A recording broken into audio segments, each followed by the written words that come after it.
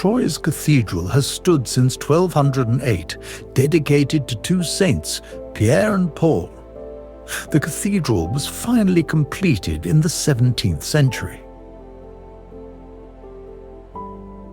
Renowned for its beautiful and extensive stained glass windows. Ranging between the 13th and 17th century, they cover 1,500 square meters, showcasing many periods and styles. Its Gothic style is unique, only the St. Pierre Tower completed. The St. Paul Tower was never finished due to funding issues.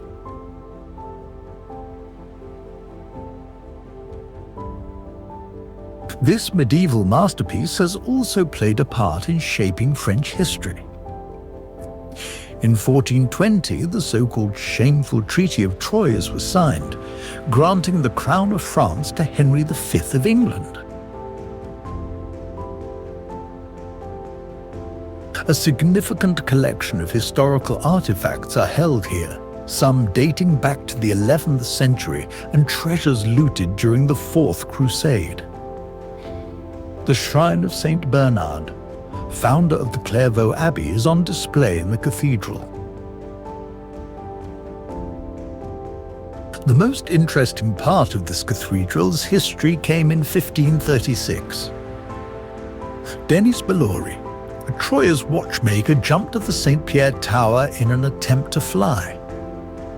Wearing a set of articulated wings, he managed to stay aloft for several minutes before crashing 1 kilometer away. Sadly, he died, but is considered by many to be a pioneer of aviation in France.